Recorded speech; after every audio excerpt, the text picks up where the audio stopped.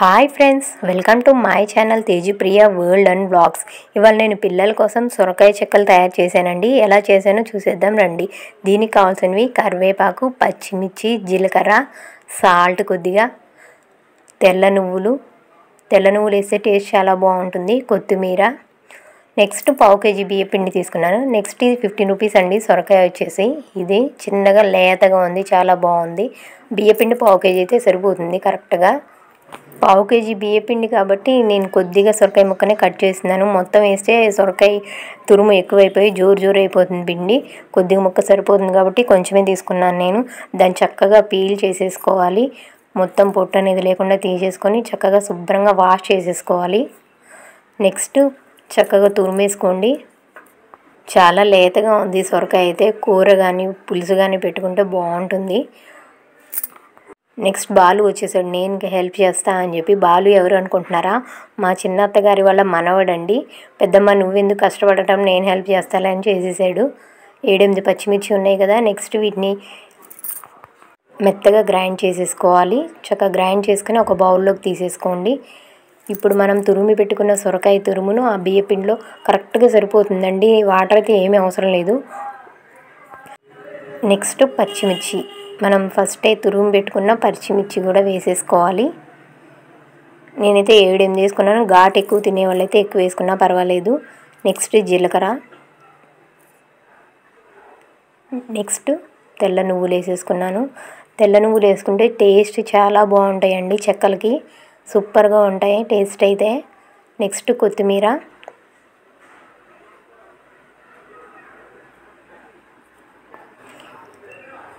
కరివేపాకు కూడా ఎక్కువ యూజ్ చేస్తాను నేను వంటలన్నిటిలో. గ్రీన్ లీఫీ వెజిటేబుల్స్ తింటే మంచిదని చెప్పేసి ఎక్కువ వేస్తుంటాను కొత్తిమీర, కరివేపాకు. నెక్స్ట్ రుచికి సరిపడినంత సాల్ట్ వేసుకోండి.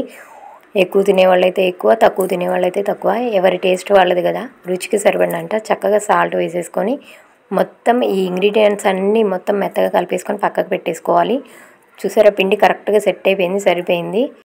ఇప్పుడు కలిపిన పిండిని పక్కకి పెట్టేసుకుని స్టవ్ వెలిగించుకొని మనం ఫ్రై చేసుకోవడానికి ఫ్రైయింగ్ ప్యాన్ని పొయ్యి మీద పెట్టేసుకొని ఫ్రైకి సరిపడేంత ఆయిల్ని చక్కగా కళాయి నిండా పోసేసుకోవాలి.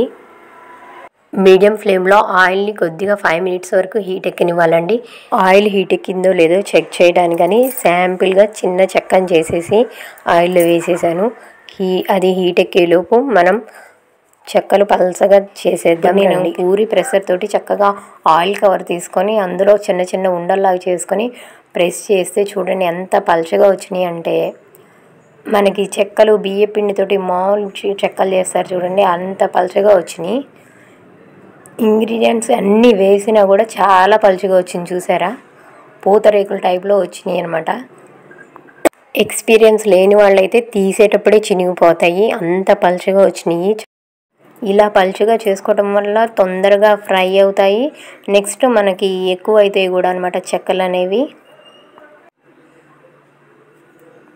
కొంతమంది పిల్లలు అయితే సొరకాయ కూర ఇష్టంగా తినరు. అలా తినని వాళ్ళ కోసం ఇలా చక్కగా సొరకాయ చెక్కలు చేసి పెడితే టేస్టీగా పిల్లలు ఎంతో ఇష్టంగా తింటారండి. ఈ పలుచగా చేయటం వల్ల లైట్గా ఫ్రై అయినా సరిపోతుంది. మరీ అంత బ్రౌన్ కలర్ వచ్చే వరకు అవసరం లేదు. చాలా పలుచగా ఉన్నాయి కాబట్టి అటు ఇటు లైట్గా దోరగా వేపుకుంటే సరిపోతుంది. మరీ బ్రౌన్ కలర్ వచ్చే వరకు వేపుకుంటే పలుచగా ఉన్నాయి కాబట్టి మాడిపోయి బాగుండి టేస్ట్. అందుకే అటు ఇటు లైట్గా దోరగా వేపేసుకోండి. ఇక్కడ కూడా వచ్చేసాడు నా కొడుకు, చెట్టంత కొడుకు. పాపం వాడు నేను కష్టపడుతుంటే అస్సలు చూడలేదు. ఏ పనైనా సరే చక్కగా నేను హెల్ప్ చేస్తా అని చెప్పి హెల్ప్ చేస్తూ ఉంటాడు. షాప్స్కి వెళ్ళి ఏదైనా తేవటం కానీ, ఖమ్మం నుంచి తీసుకురావటం కానీ ప్రతి ఒక్క పనిలో హెల్ప్ చేస్తూ ఉంటాడు. మా బాలు ఖమ్మం డిగ్రీ కాలేజీలో డిగ్రీ చదువుతున్నాడు. Daily up and down service చేస్తాడనమాట.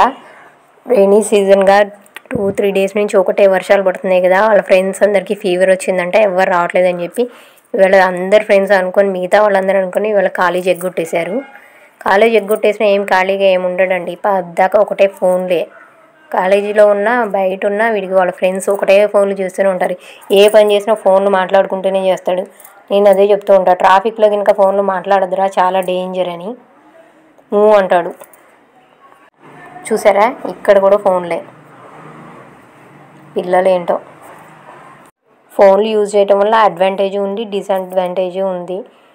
Advantage ఏది అంటారా, మనకి తెలియని విషయాలు ఏవైనా సరే చక్కగా సెర్చ్ చేసి తెలుసుకోవచ్చు. డిసడ్వాంటేజ్ అంటే ఇవే, ట్రాఫిక్ జామ్లో కూడా ఫోన్లు మాట్లాడి చాలా యాక్సిడెంట్స్ అవుతున్నాయి. అందుకని డిసడ్వాంటేజెస్ కూడా చాలా ఉన్నాయి. నా వరకు అయితే నాలెడ్జ్ గెయిన్ చేసుకోవడానికి యూజ్ చేయాలండి. ఏదైనా సరే యూస్తూనైనా చక్కగా సక్రమంగా ఉపయోగించుకుంటేనే దాని లాభాలు మనం పొందగలుగుతాము. దుర్వినియోగపరిస్తే ఆ నష్టాన్ని కూడా మనమే అనుభవించవలసి వస్తుంది. ఫైనల్లీ కంప్లీట్ అయిపోయినాయి చేసేయటం చెక్కలు. 1/2 kg పిండికి చాలా ఎక్కువైపోయినాయండి చెక్కలు. పెద్ద గిన్నె, ఇది 2 kgs ఉడుకుతుంది. రైస్ అయితే 2 kgs ఉడికిద్ది అనమాట. ఆ గిన్నె నిండా అయిపోయినాయి చూసారా. పలుచగా చేయటం వల్ల చక్కగా ఎక్కువ చెక్కలైనవి. మీరు కూడా ఈసారి ట్రై చేయండి. పూరి ప్రెషర్ తోటి చెక్కలు చేస్తే చక్కగా 1/2 kg పిండికి పెద్ద టిఫిన్ అయింది. పిల్లలు చక్కగా చాలా రోజులు ఇష్టంగా తింటూ ఉంటారు.